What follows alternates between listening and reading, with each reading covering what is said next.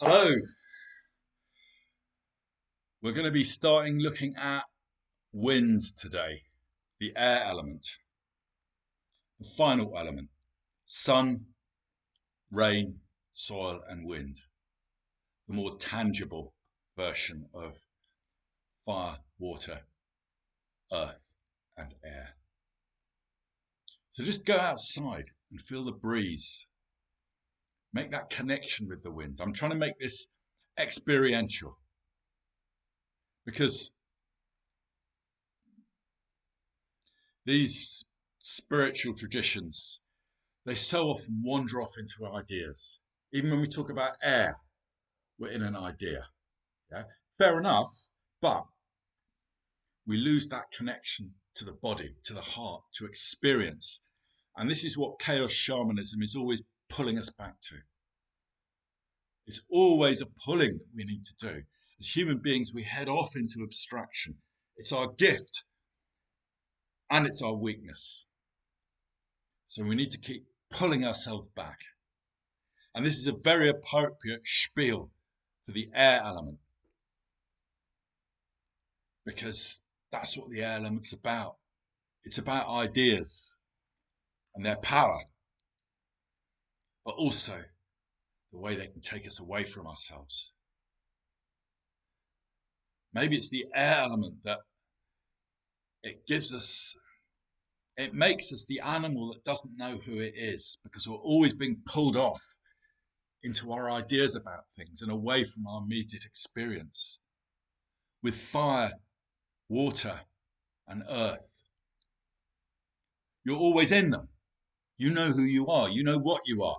You just live them. You live what you feel. You're inspired by that new life of the fire. You have a body and the world around you for the earth, and you're just in it. You're subsumed into it.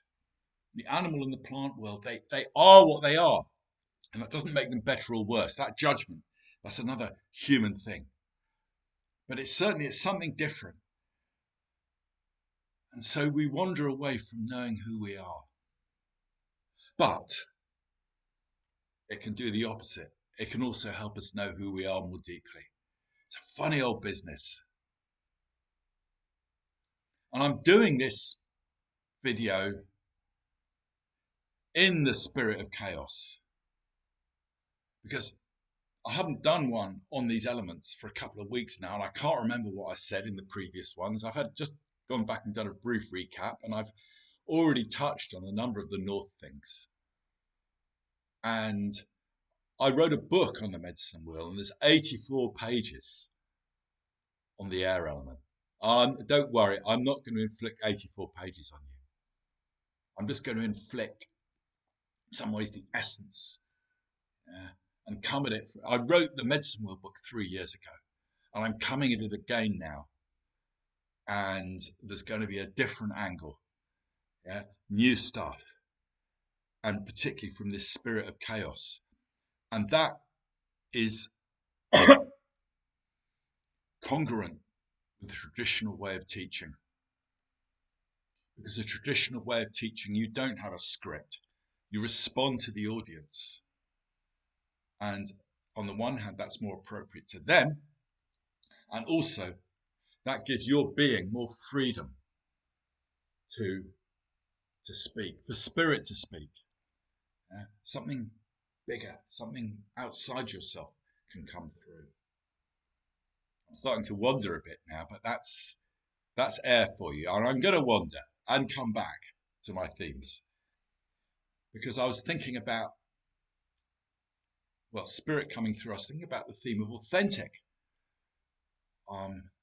because I noticed when I started reteaching, coming back to teaching a few years ago, I got the comment that I was authentic,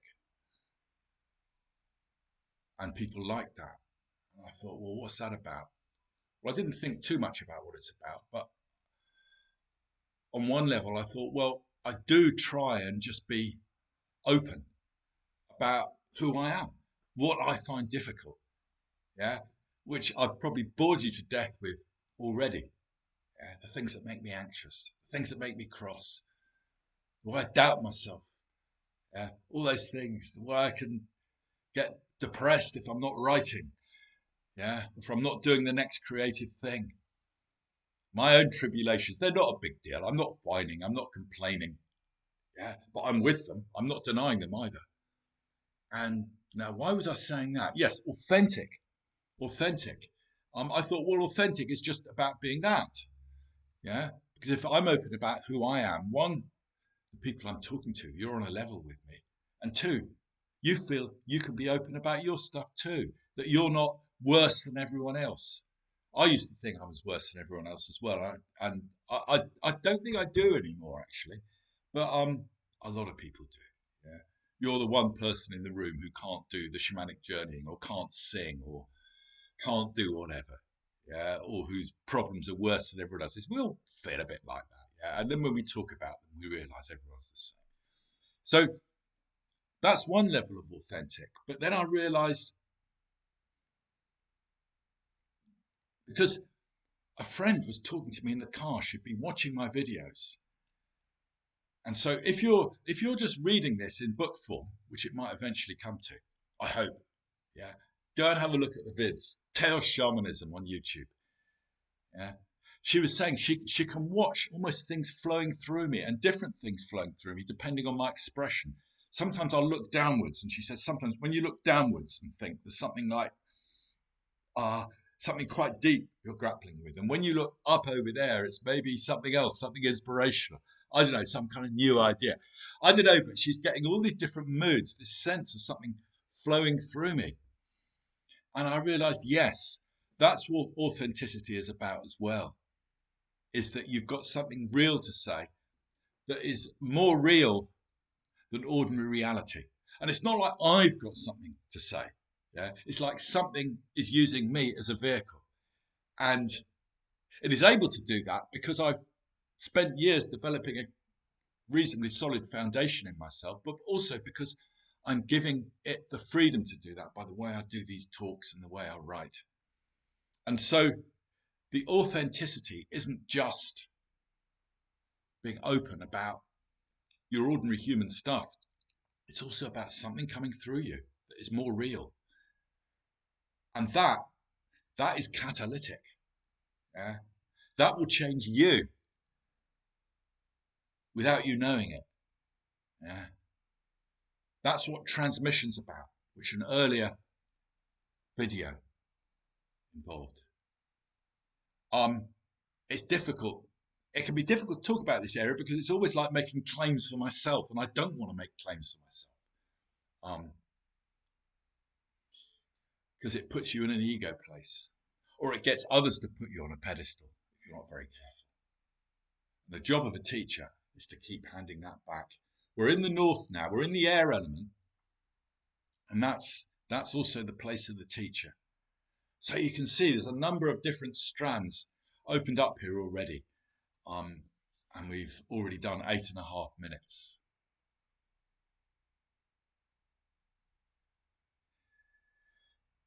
The key word I use for the north, because I use a key word for the east, which is initiation.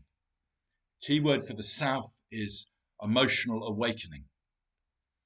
Key word for the west is incarnation. And the key word for the north is perspective, because that's what air gives us. Air has the ability to move.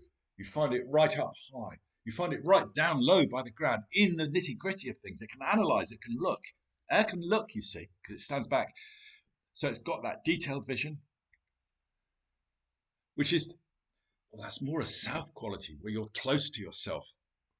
The south is also, the water element is also called the close to place. Whereas this is more like a far seeing place. The wind goes up high and it's got the bigger vision. That's why I call it perspective. But it's not just because, well, what is that rising up high? Well, it's not just about standing up above, yeah, and saying I've got the bigger vision. Actually, it's more an emotional quality of being able to stand back from what you want to think and from what you want to believe. And people find that incredibly difficult. We'll come on to that in the next one.